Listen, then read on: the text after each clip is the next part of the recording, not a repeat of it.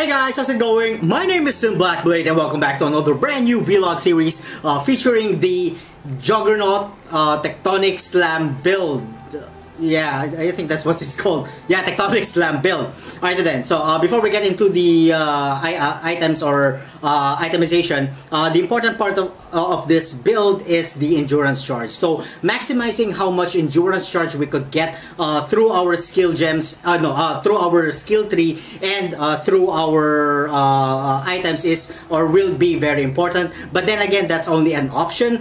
There are some builds out there who do not generally take two Kaom sane in order to increase their endurance charges. Rather they only have like a hold on for just 1 second. Rather they're just contented with how many endurance charges they have on the skill tree plus on the ascendancy skill node.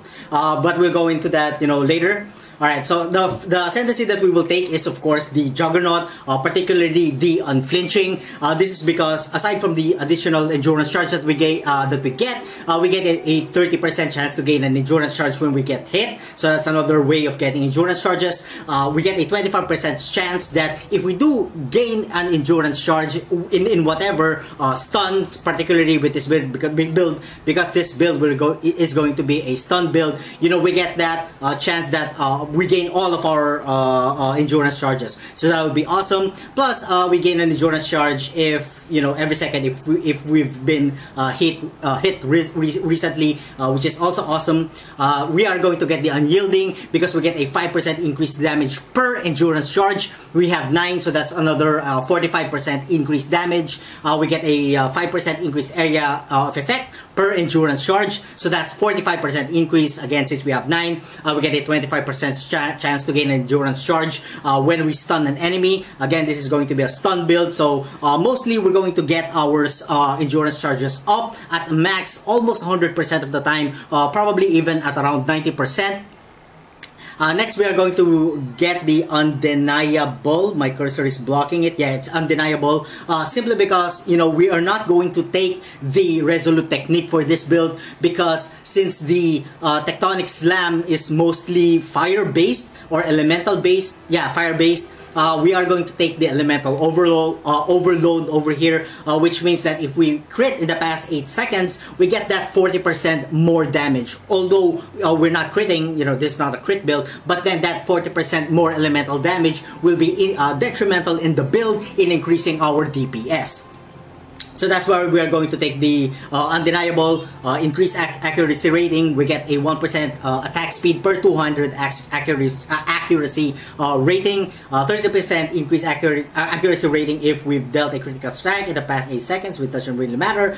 And another critical increase, 30% increased critical damage if we dealt a critical strike again in the past 8 seconds. What's important there is the gain an accuracy rating equal to your strength, which is awesome. I think this build has more accuracy rating than the Dex build, depending on how you go with the with any of these dexterity based heroes or characters.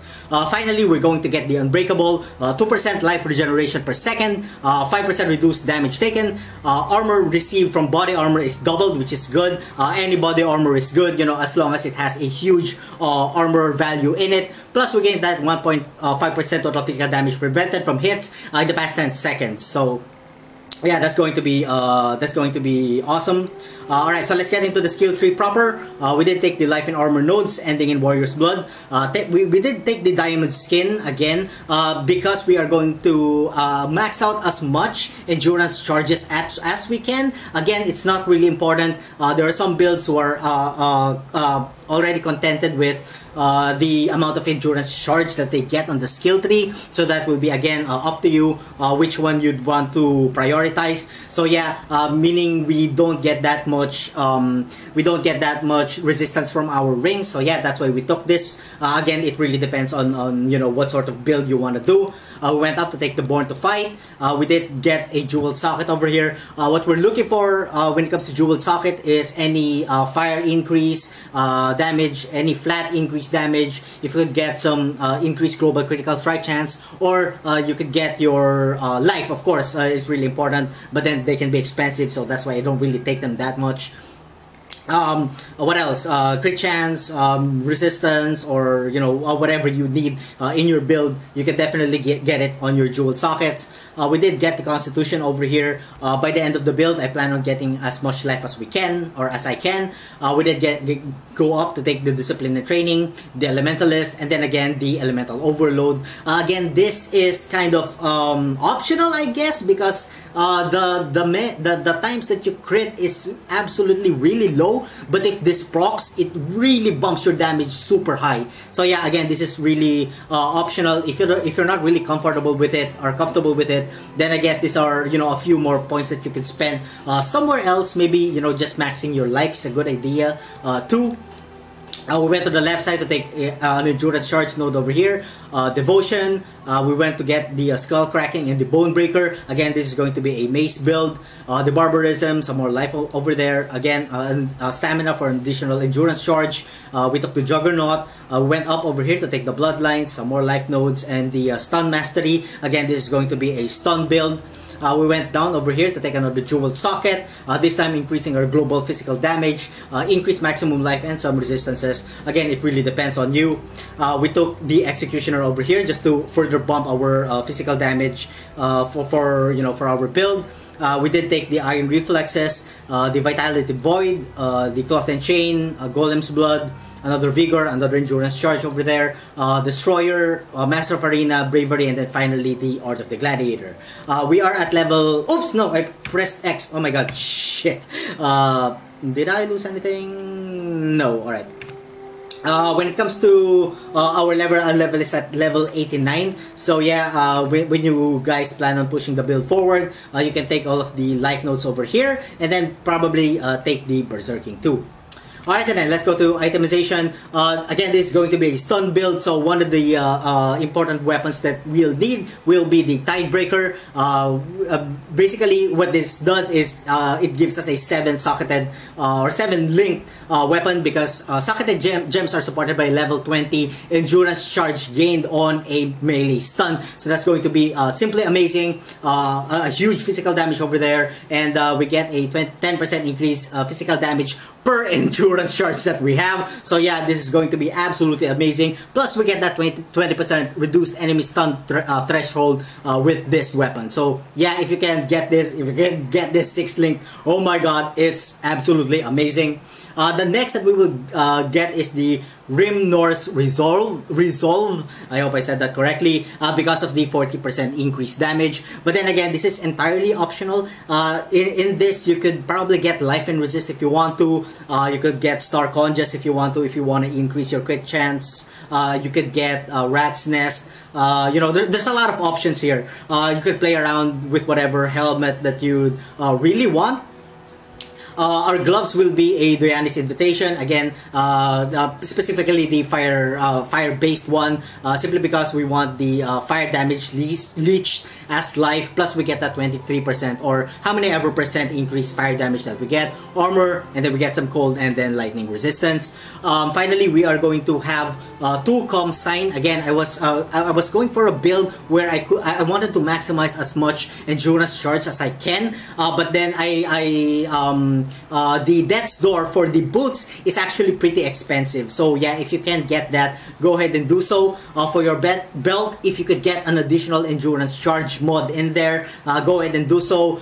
For your two-handed mace, again, you could also get a +1 endurance charge here, I believe. So there's a total of theoretically 12 endurance charges that you can get from your items and from your skill tree, but then it gets expensive as you go higher. So yeah, that's going to be dependent up to you. Else, you could probably switch one for a good ring, life, resist, depending on how you want to go again with your build. For armor, nothing really special, just huge armor, life, and resist. For our amulet, I chose this one because I was having a little bit of trouble when it comes to maxing out my fire resistance. As you can see, it's only barely at 75%. But then again, you can argue that since we're gaining endurance charge, why not just let the some of the resistance be as low as 60 or 65%.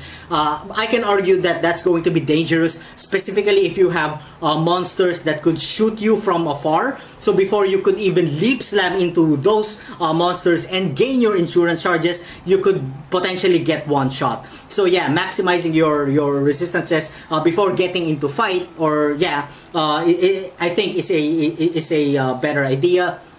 For our gloves, nothing really special, just, you know, trying to increase or maximize our resistances with life, and then that goes the same for our boots. Some life, you know, resistance and movement speed. Now, what's going to be connected to our Tectonic Slam? That's going to be connected to melee physical damage, multi-strike, elemental damage with attacks, concentrated effect, and added fire damage. Now you can put what do you call this, fire penetration somewhere here. Maybe sacrifice multi-strike for the fire penetration, but then I found it really annoying to just be able to attack only once. I just found that really annoying, so I couldn't really change anything into fire resist. That fire penetration, I should say. So yeah, you may want to play around a little bit with what really suits your playstyle. So yeah, also you may want to play around with elemental focus. I didn't really have enough time because I really wanted to make a video about it. As you can see, the Tectonic Slam is only at level 15. Other items will be Valgrace, flammability for our curse attached to CWDT, and we have faster. Why do we have faster attacks there? Oh yeah, that's just for leveling purposes. Else we have Val Haste, Immortal Call, increased duration attached to CWDT. We have Herald of Ash, Hatred for auras attached to Enlighten, and then we have Flame Golem in there, and then we have Vengeance, we have Endurance Charge on melee stun support. Now again, this is going to help us a lot when it comes to gaining endurance charges, although it's not really important. So this 6 link over here can be anything that you want in game. We have increased area of effect, faster attacks, fortify, and then we have leap slam over there. Again, this could be your utility. You know, you could use whatever you want. And another unique armor that I was actually thinking about is the Kingsman armor. What that allows you is every time you consume an endurance charge, you get 100 life per endurance charge consumed. So that's also going to be good if you can apply that into your build. That's going to be awesome because most of the time the Tectonic Slam will consume endurance charge, so that's 100 if your Immortal Call procs at 9 endurance charge, so that's 900 life gained automatically. So yeah, that's going to be good defensively. If you guys could implement that in your build, that's going to be awesome. We are going to be using the Overflowing Chalice and the Lion's Roar for a flask, and then again a Diamond Flask of Warding in here in order for us to be able to proc a little bit. It's not 100% of the time the help proc the Elemental Overload.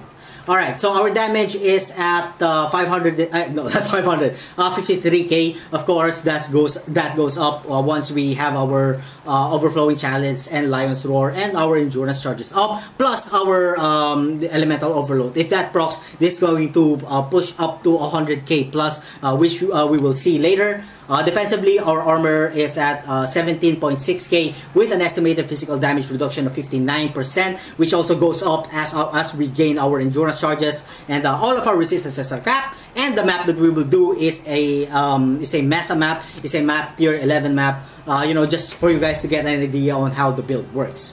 Alright, and then here we go. Whew. Entrada. Alright, and then here we go. Oops, I forgot I didn't have what do you call this? I forgot I didn't have the other flask, which involves swapping. So as you can see, the damage has increased a lot. A while ago, it's now at 170 K a while ago. So yeah, again, it's going to be so the proccing of the Elemental Overload is sometimes good, sometimes it's bad. Again, this is really not a crit build, so it's debatable whether or not you should take it or no, or just basically take the other skill gem. What am I talking about? The other skill, I should say. So as you can see, it's at 120 plus K now. 176 if the flask, 176K if all of the flasks are up.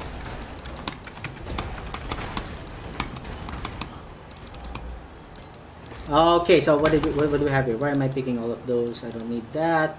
I'm probably going to get all of the other items later. Let's go to our defense so that you can see how the defense is. 90% physical damage reduction when everything is up. Whoa, oops. Yeah, another thing is mana. So yeah, we have to be oops, freezes when you're activated. Holy crap. Alright, let's do this. Come on. Alright, so we didn't whoa! We didn't got frozen over there. Because the helmet has a 50% chance of being avoided and being chilled. So that's something good. We have portal, chromatics. Yeah, I'm gonna go back to those items later, maybe. Oops, I pressed it again. I forgot that this is not the... Whoops! No, wait a minute. I wanna do this. Yeah, I kind of do this often. Let's get out of the way. Whoa! Frozen again. Oh, fuck. I really hate this. Alright, everything's dead. Did we get anything good? No, we didn't. Let's just get the Orb of Chance. Alright, so when all of the endurance charges are up, I guess we are at 90% estimated physical damage reduction. So as you can see, the endurance charges are gained, quite fast. It's really not that difficult. Plus, we get that, Immortal Call quite fast. Alright then, so let's get into... Where's the boss? I think the boss is in the center, if I'm not mistaken. So as you can see, the Elemental Overload does proc quite a bit. It's not 100%, but it does, proc. So there's that.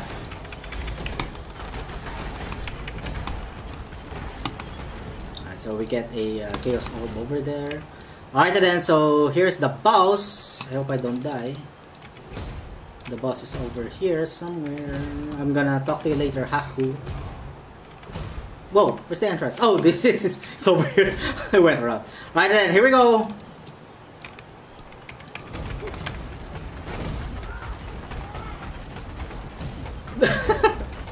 Oh yeah, I forgot this guy also does Immortal Call or has an Immortal Call skill.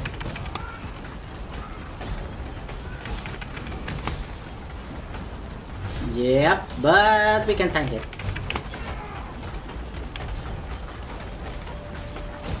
Alright, the Elemental Overload has proc, and it does make a difference. It does make a difference a lot, when the Elemental Overload procs, as the DPS jumps to 150k or 100 plus k. So yeah, again, it is still debatable if you guys want to take it or not.